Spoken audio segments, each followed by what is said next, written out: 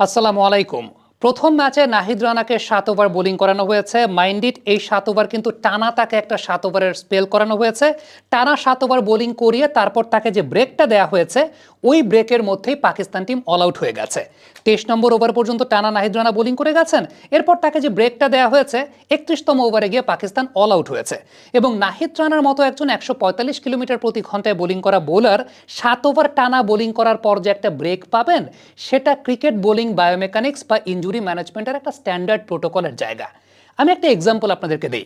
World ক্রিকেটে, one day ক্রিকেটের ৫০ বছরের ইতিহাসে এখন পর্যন্ত মাত্র ৬ জন পেস বোলার আছেন যারা কোনো একদিন একটা টানা ১০ ওভারের স্পেল করেছেন। তালিকাটা যদি একটু লক্ষ্য করে দেখেন, সেখানে আছেন ফিল সিমন্স, যিনি একজন স্লো মিডিয়াম বোলার। সেখানে আছেন শন পোলক, তিনিও কোনো এক্সপ্রেস ফাস্ট বোলার ছিলেন না। সেখানে ছিলেন মোহাম্মদ আসিফ, তিনিও কোনো এক্সপ্রেস ফাস্ট বোলার না। ছিলেন পারভেজ মাহরুফ, তিনিও কোনো এক্সপ্রেস ফাস্ট বোলার না। সুরাঙ্কা লাকমল এবং ট্রেন বোল্ট এই তালিকাটায় ছিলেন, যাদেরকেও আপনি নাহিদ রানার মতো এক্সপ্রেস ফাস্ট বোলার কিন্তু বলতে পারবেন না।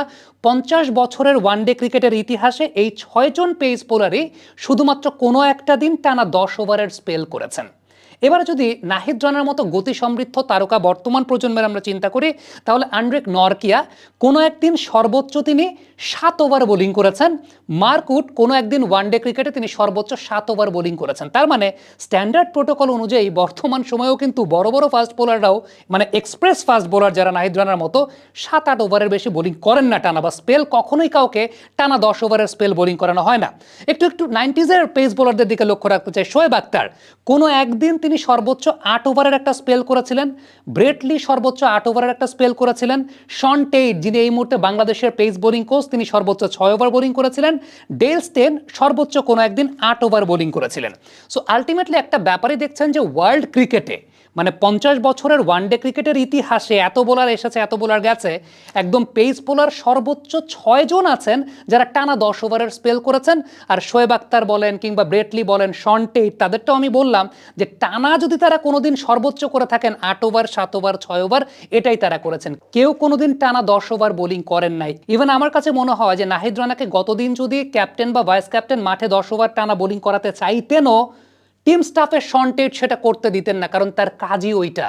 একটা ক্রিকেট টিমে যে কোচিং স্টাফ থাকে, তাদের কাজ কিন্তু ওই জায়গাটা। এখন পেস বোলিংটা কেন এত ডিফিকাল্ট এবং কেন এক্সপ্রেস ফাস্ট বোলারদেরকে কখনোই এত লম্বা স্পেলে বোলিং করানো হয় না, সেই ব্যাপারে বিশ্লেষণ করতে চাই। আমার হাতে আপনারা দেখতে পাচ্ছেন যে একটা জার্নাল পেপার, এবং সেখানে লেখা আছে international journal of creative research thoughts, একটা রিসার্চ পেপার যেটা মূলত biomechanics and injury in fast bowling analysing the impact on player health and performance.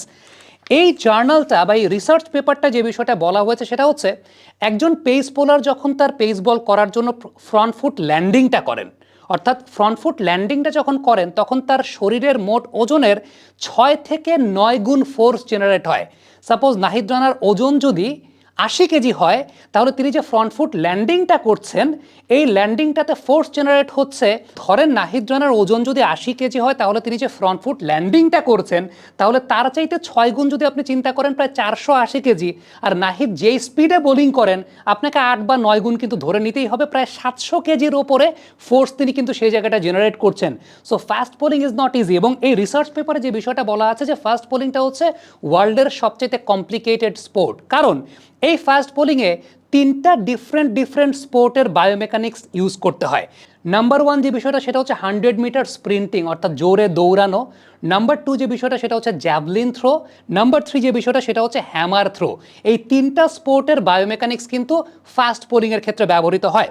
এবং এই জায়গাটায় মূলত যে কাইনেটিক চেইনটা বা একটা পেস বোলিংয়ের ধাপটা যেগুলো বোঝানো হয়েছে, ১ নম্বর ধাপটা হচ্ছে রান আপ। আপনার রান আপটা কিন্তু কোনো এন্ডুরেন্স বিল্ড আপের জায়গা না, রান আপটা কিন্তু জোরে দৌড়াতে হয় এবং কন্টিনিউয়াসলি জোরে দৌড়াতে হয়, এবং সে কারণেই সেটাকে বলা হচ্ছে যে 100 মিটার স্প্রিন্টের বায়োমেকানিক্স প্রয়োজন হয়। Number 2, pre delivery stride. Pre delivery stride মানে হচ্ছে আপনি যখন ল্যান্ডিং করতে যাচ্ছেন, এই প্রি ডেলিভারি স্ট্রাইডে কিন্তু আপনাকে জ্যাভলিন থ্রোর বায়োমেকানিক্স ব্যবহার করতে হয়। ডেলিভারি স্ট্রাইড, এই জায়গাটা হ্যামার থ্রোর বায়োমেকানিক্স ব্যবহার করতে হয়। দেন আছে ফলো থ্রু।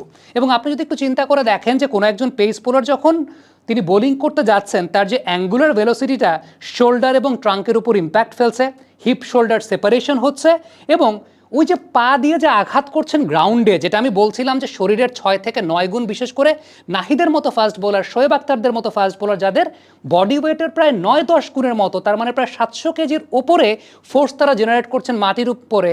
দ্যাট মিনস এই ব্যাপারটা কিন্তু দিন শেষে আপনার নি, আপনার লাম্বার স্পাইন, আপনার অ্যাঙ্কেল সব কিছুর উপর একটা অনেক বড় ইম্প্যাক্ট ফেলছে। দেখেন, ফাস্ট বোলারদের সবচাইতে কমন ইঞ্জুরির জায়গাটা হচ্ছে লাম্বার স্ট্রেস ফ্র্যাকচার, পিঠের। আমি যদি আপনাদেরকে বলি জাস্ট মেডিকেল টার্মগুলো, cervical, thoracic, lumbar, sacral, coccygeal, এগুলো হচ্ছে আমাদের মেরুদণ্ডের কশেরুকার জায়গা। লাম্বার যে জায়গাটা, ওই জায়গাটায় ফাস্ট বোলিংয়ের সবচাইতে বেশি ইম্প্যাক্ট পড়ে, এবং যে সময়টা আপনি রান আপ থেকে এসে যখন এই যে দেয়া হচ্ছে ফোর্সটা, এই সময়টায় এই লাম্বারের উপর সবচাইতে বেশি ফোর্স পড়ে, এবং এখানে অনেক সময় দেখা যায় যে লাম্বারে গিয়ে অনেক বড় বড় ধরনের ইনজুরি হয়।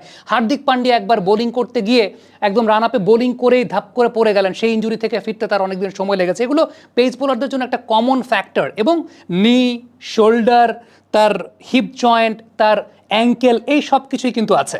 সো এই সব কিছু কিন্তু আমি বললাম যে একটা বলের ক্ষেত্রে। আর ব্রেক না দিয়ে যখন কোনো একজন ফাস্ট বোলার টানা এইভাবে বল করতেই থাকেন, কন্টিনিউয়াসলি করতেই থাকেন, সেটা বডির উপর কি পরিমাণ ইম্প্যাক্ট পড়ে সেটা তো আপনারা আশা করছি এতক্ষণে বুঝতেই পারছেন। দেখেন, বাবা, এত এনার্জি কই পাও? এই পাওয়ার চুমুকে action.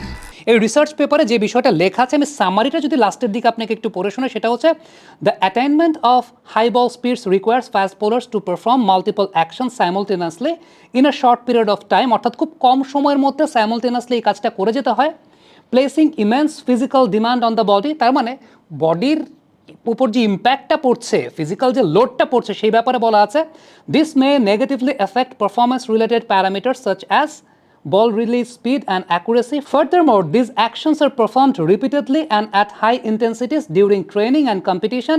As a result, fast bowlers have the highest risk of injury with prevalence rates of approximately 42%.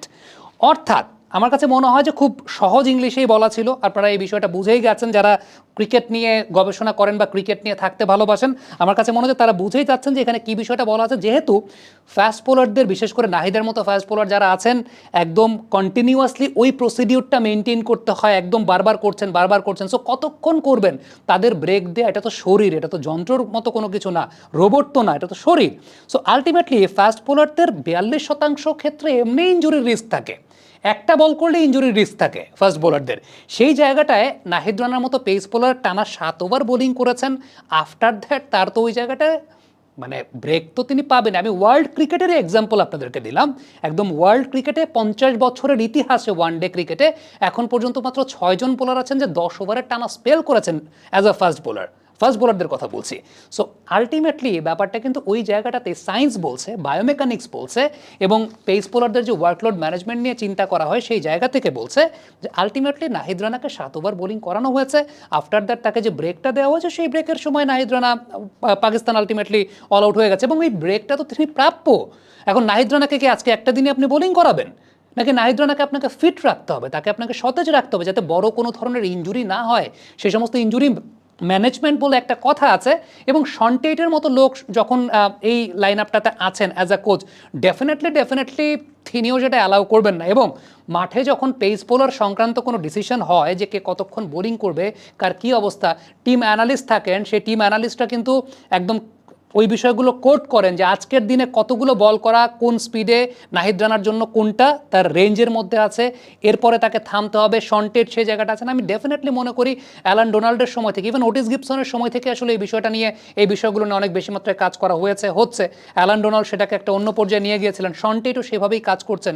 So আমার কাছে মনে হয় যে এই বিষয়গুলো সামগ্রিকভাবে bowling coach, pace bowling coach যিনি আছেন, তিনিও দেখভাল করেন, এবং এরকম বিবেচনা করেই কিন্তু নাহিদকে 7 ওভার বোলিং করানো হয়েছে। More than enough. টানা 7 ওভার, মানে একটা পেস বোলারকে 145 গতির পেস বোলার টানা 7 ওভার করার পর definitely he will get a break, এবং সেই ব্রেকটাই তিনি পেয়েছেন। এখন উইদিন 31 ওভার্স পাকিস্তান হল আউট হয়ে গেছে। যদি ফুল 50 ওভার্স খেলা হতো, নাহিদ রানা তার কোটা কমপ্লিট করে ফেলতে পারতেন। এখন ওই আপনি রেকর্ড করতে যাবেন, আপনি 10 উইকেট পাবেন কিনা, এর জন্য পুরো বছরের ক্যারিয়ারটাই যদি আপনি শেষ করে ফেলেন, ক্রিকেট তো ওইভাবে চলে না, কারণ এটা একটা প্রফেশনাল সেক্টর, এবং এই প্রফেশনাল সেক্টরে প্রফেশনাল ম্যান পাওয়ার নিযুক্ত আছে প্রত্যেকটা ডিপার্টমেন্টের জন্য। Thank you so much. আমার কাছে মনে হয় যে আজকে এই অ্যানালাইসিসটা করার জন্য আমরা একটা পুরোপুরি রিসার্চ পেপারই আপনাদের সামনে উপস্থাপন করতে চেয়েছি এবং এই রিসার্চ পেপারগুলো বিষয়টা এরকম না যে এগুলো খুব রকেট সায়েন্স। আপনিও যদি চান আপনিও গুগল সার্চ করলে পরে এরকম রিসার্চ পেপার পাবেন যেখানে পেস বোলার কি, batting, spin bowling, pace bowling সব কিছু নিয়ে আপনি পাবেন। মূল বিষয়টা হচ্ছে আপনার জানার কতটুকু আগ্রহ আছে, আপনি কতটুকু এফোর্ট দিয়ে জানতে চাচ্ছেন।